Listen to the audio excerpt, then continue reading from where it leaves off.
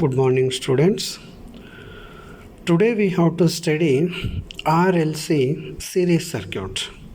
In previous classes, in fundamentals of AC, we have studied R circuit, L circuit, and C circuit. Already we know in resistive circuit, the current and voltage are in same phase. Okay, the current and voltage are in same phase. In inductive circuit, the current lags the voltage by 90 degree. Okay, current lags the voltage by 90 degree. In capacitive circuit, the current leads the voltage by 90 degree. So here it is lagging current voltage with respect to anti-clockwise rotation. The current is lagging 90 degree. Here the voltage is lagging, means the current is leading, therefore it is a capacitive circuit. Resistive circuit, both are in same phase. In inductive circuit, current lags. In capacitive circuit, current leads. Okay, this is the combination of series RL circuit. Here we have connected the input supply V is equal to Vm sin omega theta. Okay, it is the input supply connected to the circuit. The current I flows in the circuit.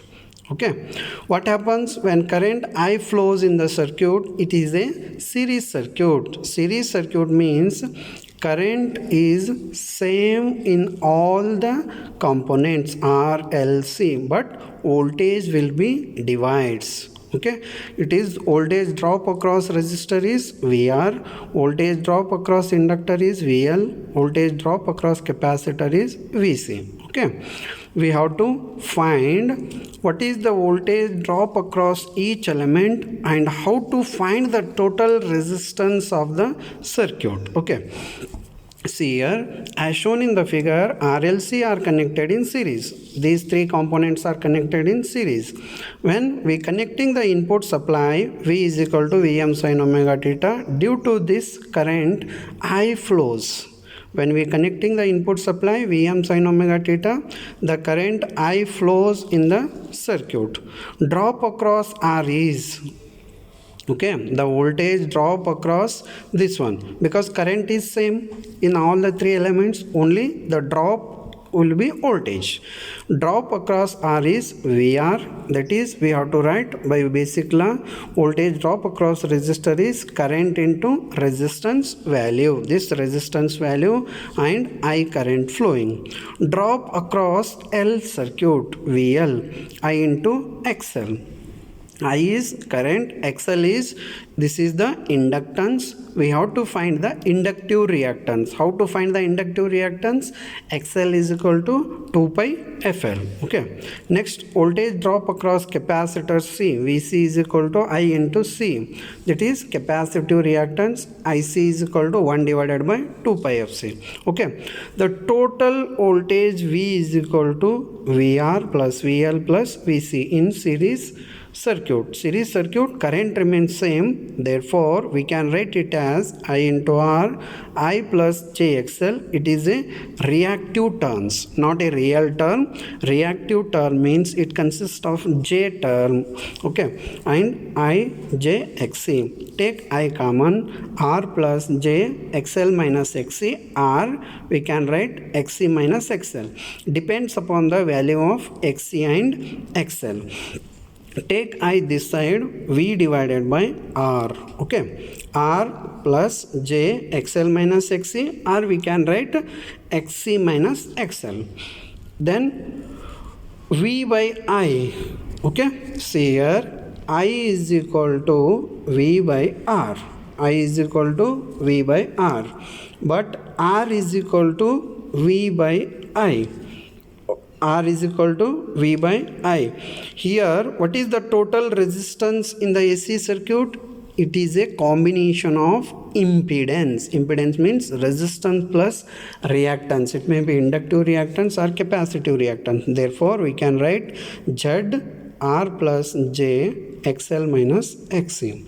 Then determinant of Z is equal to under root of R square plus XL minus XC, or we can write XC minus XL depending upon the XL value. Phi is equal to tan inverse of XL minus XC divided by R. Okay, this is the basic formula.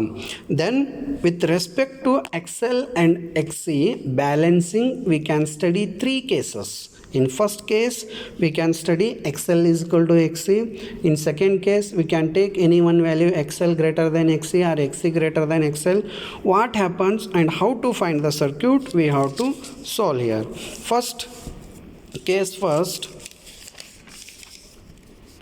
In case first, when we have to take XL is equal to XC, means inductive reactance is equal to capacitive reactance, means these two values are same.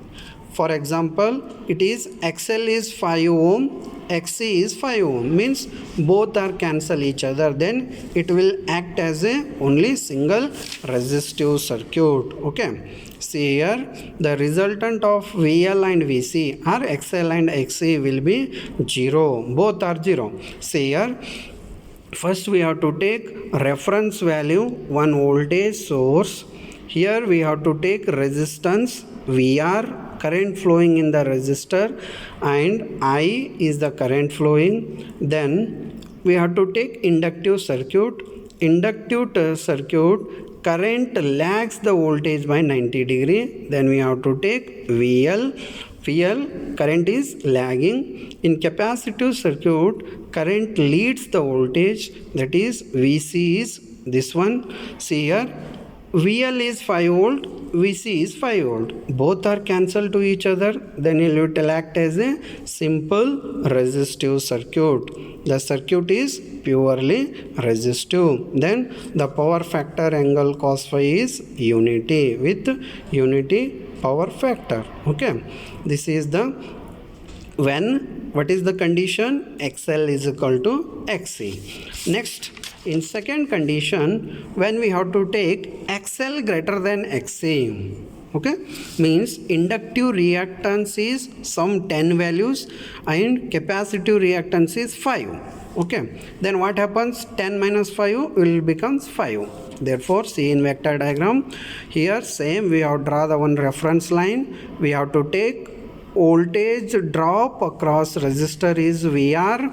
The current is here is I. Okay, then in inductance, current lags the voltage by 90 degree. We have to take this one VL and this is VC. Okay, what happens here? VL is greater than VC. Then for example, VL is 10 volt, VC is 5 volt. Then we have to take 10 minus 5. Then we will get resultant is 5 volt in the lagging side, because the lagging value is higher value. Okay, therefore the resultant we can write V is equal to VR plus VL minus VC whole square, or in terms of impedance Z is equal to R square plus XL minus XC square. Phi is equal to tan inverse VL minus VC divided by R. For the more inductive circuit is more, the circuit is said to be inductive in nature. Okay, the circuit is said